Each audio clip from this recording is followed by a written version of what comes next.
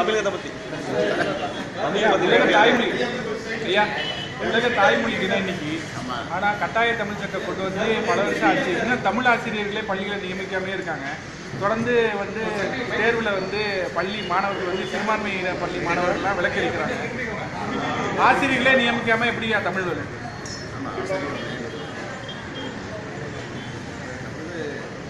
இங்கே ஊடகங்கள் தான் அதை வெளிச்சத்தை கொண்டு வரணும். இங்கே ஊடகங்கள் தான் கண்டிக்கணும். ஆண்டவர்கள், ஆளுகின்றவர்கள் எல்லோரும் அவர்களை நீங்கள் கண்டிக்கணும். தமிழ்னு பேசுகிறாங்க, முத்தமிழை பற்றி பேசுகிறாங்க. ஆனால் கடைசியில் சொல்கிறாங்க, ஆனால் இங்கே பேசுன மாதிரி தமிழ் எங்கே தான் இருக்குதுன்னா எங்குமே இல்லை. தமிழ் எங்குமே இல்லை. அது நீங்கள் தான் சொல்லணும். அதை உங்களுக்கான ஒரு கூட்டம் பின்னால் எடுப்பாச்சு.